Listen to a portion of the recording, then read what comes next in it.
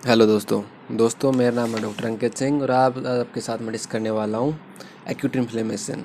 तो acute inflammation को already हम दोस्तों दो पार्ट में कर चुके हैं। एक तो हम किए थे वस्कुलर चेंजेस, एक आपका किए थे हम सेलुलर चेंजेस। इसके बाद इस पार्ट के अंदर हम डिस्कस करेंगे और जो लास्ट पार्ट के अंदर हमने ये भी डिस्कस किया था कैसे आपका जो ट्रांसफ़र होता है नॉर्मल जो ल्यूकोसाइट की साइट होती है वहाँ से जहाँ पर इन्फ्लेमेशन होता है वहाँ तक। अब इस वीडियो के अंदर हम देखेंगे जब आपकी ल्यूकोसाइट आपकी at the site of inflammation पहुंच जाती है तो कैसे आपका जो ल्यूकोसाइट है वो आपका कैसे रिकॉग्नाइज करेगी माइक्रोब्स को, और कैसे आपका फैगोसाइटोसिस होता है, कैसे उसको किल करती है by the process of phagocytosis और other process like intracellular killing. तो हम इस वीडियो के अंदर ये डिस्कस करने वाले हैं कि कैसे जो मेन एक्शन है ल्यूकोसाइट का वो आपका होता है। ठीक है, तो सबसे पहले हम बात करते हैं दोस्तों रिसेप्टर की कैसे बात, क्योंकि आपका इन रिसेप्टर को बहुत जैसे एक पॉइंट समझिए कि जो फैगोसाइट सेल होती हैं have phagocytic receptor that bind to the stimulus. कि मतलब जो आपको फैगोसाइटोसिस जो किलिंग है वो आपका बाइंडिंग विद द स्टिमुलस की हेल्प से होता है। वो आपका माइक्रोब से बाइंड करेगा, लेकिन बात आती है कि किसके थ्रू बाइंड करेगा। तो वो होते हैं कुछ रिसेप्टर, जैसे मैनोज रिसेप्टर होता है, स्केवेंज रिसेप्टर होता है और आपका ऑप्सोनिन रिसेप्टर होता है। इनके थ्रू आपको बाइंड करता है। आपको डिटेल में जाने की ज़रूरत नहीं है कि आप, ठीक है, आप पढ़ना चाहे तो पढ़ सकते हैं कि ये डिफरेंट टाइप के रिसेप्टर कहाँ पर आपको बाइंड होते हैं। लेकिन जब आपका मतलब कैसे प्रोसेस क्या होता है कि जब आप ल्यूकोसाइट एक्टिवेट हो जाती हैं। ल्यूकोसाइट एक्टिवेट कब होंगी? जब आपका जो माइक्रोब्स है वो आपका ल्यूकोसाइट के साथ अटैच होंगे। अटैच होते ही आपका उसको एक्टिवेट हो जाती हैं। तो सबसे पहले क्या करती हैं वो फैगोसाइटोसिस करेंगी और distraction of phagocytosis microbes and dead cell. और फैगोसाइटोसिस से आपको माइक्रोब्स को या जो डेड सेल को आपको फैगोसाइटोसिस होता है। उसके बाद क्या होता है? Distraction of the extracellular microbes and dead cell. Extracellular मतलब क्या है? सेल के बाहर जो, मतलब जो सेल के अंदर नहीं होते हैं, बहुत सारे माइक्रोब्स सेल के अंदर मिलते हैं।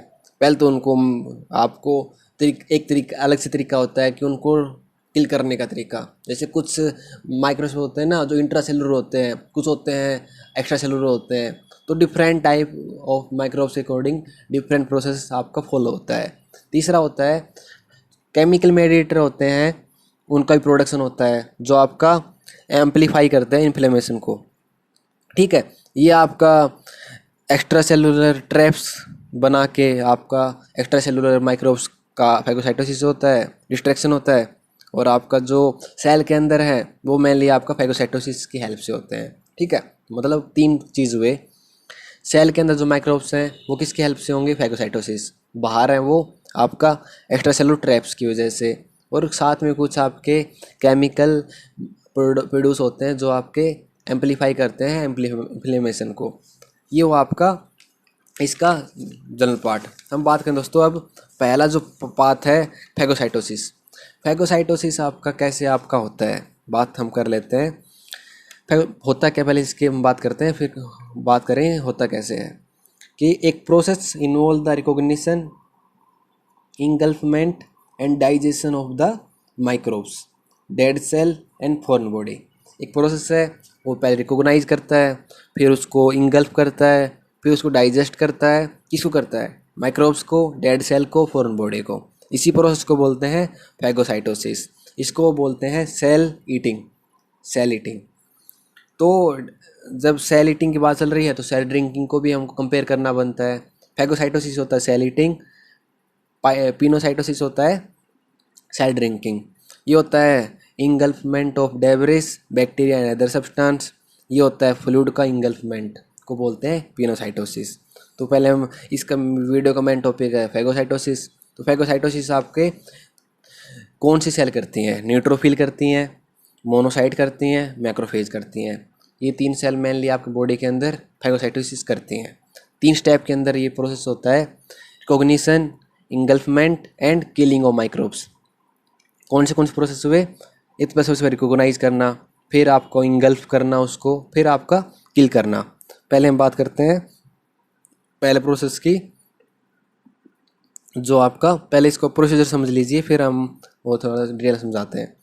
Microbes bound to the phagocytic receptor, जो आपका फैगोसाइटिक सेल होती हैं, मान लीजिए न्यूट्रोफिल का जो सेल है वहाँ पर जाके माइक्रोब्स अटैच होता है पहले, फिर क्या करता है, signal lead to the membrane remodelling and change in the cytoskeleton, कुछ चेंज होगा।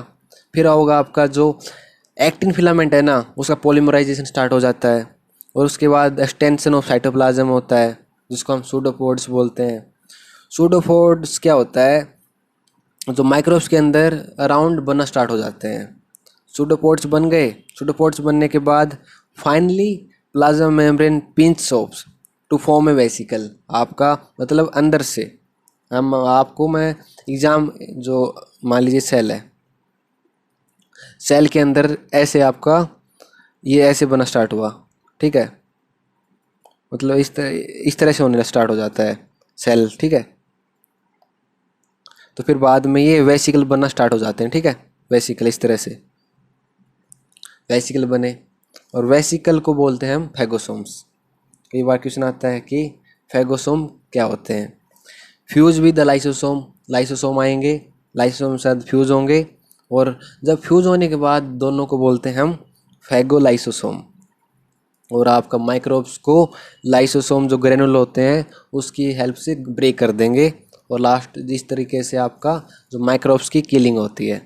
सबसे पहले फैगोसोम बनेंगे, फिर लाइसोसोम आके फैगोलाइसोसोम बने आएंगे, और फिर बाद में उसको ब्रेक डाउन कर देंगे माइक्रोब्स को। तो किलिंग होती है दोस्तों आपकी, वो कैसे होती है, occur in the neutrophil and macrophage by, मैंने बोला तो सही लास्ट में कि ग्रेनुल आएंगे ब्रेक कर देंगे। किस तरह से करते हैं वो ब्रेक, वो करते हैं with the help of reactive of species, reactive N species and lysosomal enzyme.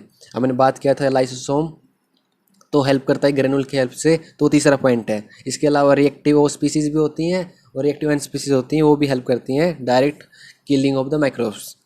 The killing occur in the phagolysosome, this thus avoiding damage to the cell. एक जो स्ट्रक्चर है फैगोलाइसोसोम उसके अंदर ही किलिंग होती है, तो सराउंडिंग स्ट्रक्चर है उसको आपको अवॉइड होता है डैमेज करना। तो बात कर लेते हैं दोस्तों, जो रिएक्टिव ऑक्सीजन स्पीसीज हैं वो कैसे आपका वो करती हैं। ये तीन हमको ये तीन ही पढ़ने हैं जो आपको करना है कि आपको किस तरह से किलिंग करती हैं। रिएक्टिव स्पीसीज क्या होती हैं, जो NADPH ऑक्सीडेज होते हैं ना, वहाँ से ही प्रोड्यूस होती हैं सबसे पहले तो। और आपका phagocyte oxidase is present in the membrane of phagosome and lysosome, आपका हमेशा इन दोनों के अंदर मेम्ब्रेन के अंदर रहता है। तो ये जब आपका लाइसोसोम और फैगोलाइसोसोम के अंदर आपको इजीली प्रोड्यूस हो सकती हैं ये चीज़ें। तो इसके एग्जांपल क्या हैं, जैसे आपका जो एच ये जो H2O2 MPO हैलाइड सिस्टम है ना, ये आपका मोस्ट पोटेंट बैक्टीरियासाइडल सिस्टम होता है न्यूट्रोफिल का, ठीक है। वो किसका एग्जांपल है दोस्तों, वो एग्जांपल आपका रिएक्टिव ऑक्सीजन स्पीसीज की हेल्प से किलिंग ऑफ माइक्रोब्स, ठीक है। आपको इतना याद रखना है, प्रोसेस आप जानना चाहें तो ज़रूरत नहीं है, ये बहुत डिटेल में था, ठीक है। तो आपको इतना डिटेल में बिल्कुल ज़रूरत नहीं है। जैसे मैं आपको एक और भी दे देता हूँ, जैसे जो ऑक्सीजन होता है, oxygen with the help of NADPH oxidase O2 negative में कन्वर्ट हो जाता है, वो आपका डिसम्यूटेशन से H2O में चला जाता है। और H2O क्या करता है, with the interchange reaction with the myeloperoxidase enzyme, वो आपका हैलाइड है ना, हैलाइड मतलब क्लोराइड जो आयन है, वो आपका हाइपोक्लोराइड जो आयन है उसके अंदर कन्वर्ट हो जाता है। इसके अंदर एक सिंगल इलेक्ट्रॉन प्रेजेंट होता है, वो आपका एक मोस्ट पोटेंट एंटीमाइक्रोबियल होता है, ठीक है। तो इस तरह से आप ये रिएक्टिव ऑक्सीजन स्पीसीज फॉर्म होती हैं और आपका हेल्प करती हैं इन किलिंग द माइक्रोब्स। जो सेकंड जो चीज़ आती है दोस्तों, वो आती है कि इसकी क्लिनिकल सिग्निफिकेंस की बात करते हैं हम। क्लिनिकल सिग्निफिकेंस क्या है, ये यदि जो मैंने बताया था जो आपका फॉर्मेशन है रिएक्टिव ऑक्सीजन स्पीसीज का, वो विद द हेल्प ऑफ माइलोपेरोक्साइडेज होता है। यदि डेफिशिएंसी होती है दोस्तों इसकी इनहेरिटेड, तो आपकी इन्फेक्शन की जो सस्टेबिलिटी होती है वो आपकी इंक्रीज हो जाती है इन्फेक्शन से, मतलब इन्फेक्शन ज़्यादा होंगे बंदे के अंदर। तो पहले बात की हमने रिएक्टिव स्पीसीज, हम बात करते हैं रिएक्टिव नाइट्रोजन स्पीसीज की। NO can kill microbe similar to reactive oxygen species. Same होता है, एग्जाम्पल अलग है। उसके अंदर हाइपोक्लोराइड था, इसके अंदर नाइट्रिक ऑक्साइड है। ये आपका ऑक्सीजन के साथ पेरिऑक्सीनाइड बनाता है और आपका हाईली रिएक्टिव फ्री रेडिकल होता है जो माइक्रोब्स को किल करने में हेल्प करते हैं। अदर आपका जो मैकेनिज्म है किलिंग, वो आपका मैंने बताया था कि जो ल्यूकोसाइट है ना, वो ग्रेनुल आपका कंटेंट ग्रेनुल होते हैं, वो डायरेक्ट आपका किल कर देते हैं आपके माइक्रोब्स को। बैक्टीरिसाइडल परमेबिलिटी को इंक्रीज करते हैं, लाइसोसोम प्रेजेंट होते हैं, वो ये डिफरेंट टाइप ऑफ जो ग्रेनुल हैं वो आपके डायरेक्ट किल कर देते हैं। आपको बस नाम जानने की ज़रूरत है कि हाँ 3 प्रोसेस कौन से थे, reactive oxygen species, reactive nitrogen species और आपका लाइसोसोमल एंजाइम। और जो लास्ट स्टेप है दोस्तों, ये तो हमने बात की थी कौन से जो जो आपके इंट्रासेलुलर जो फैगोसाइटोसिस हैं, वो ये फैगोसाइटोसिस में हेल्प करते हैं। लेकिन कुछ होते हैं जो आउटसाइड सेल होते हैं, जो आपका किसके हेल्प से होंगे, neutrophil extracellular traps nets.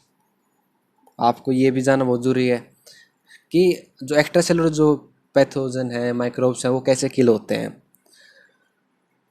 Extra cellular fibrillary network produce by neutrophil, question है ये बात, ठीक है। आर